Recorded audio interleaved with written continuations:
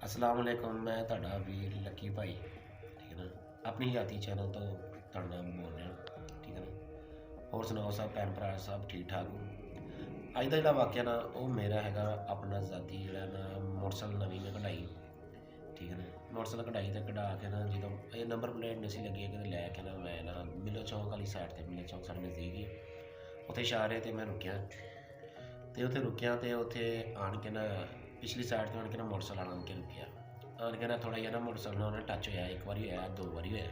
ਇਹ ਮੇਰੀ ਮੋਟਰਸਾਈਕਲ ਨਵੀਂ ਸੀ, ਦਿਲ 'ਚ ਗਰੂਰ ਸੀ ਉਸ ਟਾਈਮ। ਤੁਹਾਨੂੰ ਪਤਾ ਹੀ ਆ, ਫਿਰ ਹੁੰਦਾ ਹੀ ਆ ਬੰਦੇ ਨੂੰ ਕਿ ਮੈਂ ਨਵੀਂ ਮੋਟਰਸਾਈਕਲ ਲਈ ਆ। ਤਦ ਕਰਕੇ ਨਾ ਮੈਂ ਉਹਨੂੰ ਕਿਹਾ, ਮੈਂ ਪਿੱਛੇ ਮੁੜ ਕੇ ਦੇਖਿਆ, ਮੈਂ ਕਿਹਾ ਯਾਰ ਇਹ ਕੀ ਕਰਨ ਆ, ਕੀ ਚੀਜ਼ ਤੋੜਨੀ ਹੈ ਤੂੰ, ਇਸ਼ਾਰਾ ਤੋੜਨਾ ਜਾਂ ਮੈਂ ਇਸ ਤਰ੍ਹਾਂ ਉਹਨਾਂ ਥੋੜ੍ਹੀ ਜਿਹੀ ਨਾ ਤਲਖ ਨਹੀਂ ਬੋਲਿਆ, ਯਾਨੀ ਕਿ ਨੈਚੁਰਲ ਬੋਲਿਆ ਕਿ ਉਹਨੂੰ ਕਿਹਾ ਕਿ ਭਾਈ ਤੂੰ ਖਿਆਲ ਕਰ, ਤੂੰ ਨਾਲ ਜੋੜੀ ਜਾਂਦੇ ਆ। ਖੁਦਾ ਦੀ ਕਰਨੀ ਕੀ ਹੁੰਦੀ ਹੈ, ਕਹਿੰਦੇ ਯਾਰ ਉਸ ਟਾਈਮ ਮੇਰੇ ਦਿਲ 'ਚ ਸੀ, ਗਰੂਰ ਜਿਹਾ ਸੀ ਕਿ ਮੈਂ ਨਵੀਂ ਮੋਟਰਸਾਈਕਲ ਕਢਾਈ, ਉਦੋਂ ਕੋ ਪੁਰਾਣੀ ਜਿਹੀ ਹੈਗੀ। ਮੈਂ ਉੱਥੋਂ ਮਿਲੇ ਚੌਂਕ ਤੋਂ ਆਪਣੇ ਘਰ ਦੇ ਘਰ ਆਉਣ 'ਤੇ ਸਿਰਫ 2 ਮਿੰਟ ਲੱਗਦੇ ਆ। 2 ਮਿੰਟ ਦੇ ਵਿੱਚ ਮੈਂ ਆਪਣੇ ਘਰ ਆਇਆ।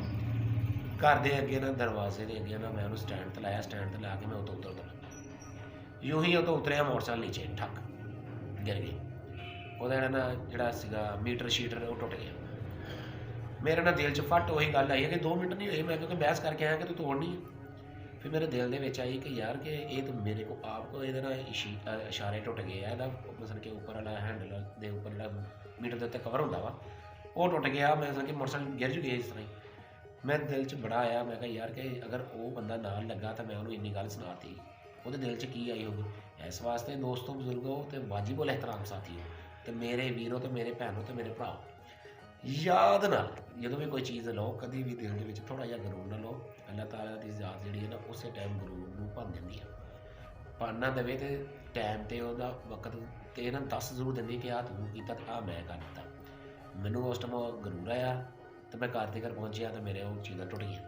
ਮੈਂ ਦੁਬਾਰਾ ਪਾਉਣੀਆਂ ਪਈਆਂ, ਠੀਕ ਹੈ ਨਾ। ਪਾਉਣੀਆਂ ਤਾਂ ਪੈਂਦੀਆਂ ਹੀ ਬੰਦੇ ਨੂੰ, ਲੇਕਿਨ ਇਹ ਕਿ ਦਿਲ ਦੇ ਵਿੱਚ ਫਤੂਲ ਸੀ ਕਿ ਮੇਰੀ ਅਪਲਾਈਡ ਫਾਰ ਮੋਟਰਸਾਈਕਲ ਆ ਅਤੇ ਮੈਂ ਇਹਦਾ ਰੱਖਿਆ ਕਰਾਂਗੀ। ਦੁਆਵਾਂ 'ਚ ਯਾਦ ਰੱਖਿਓ। ਬੜੀ ਮਿਹਰਬਾਨੀ। ਅੱਲਾ ਹਾਫਿਜ਼।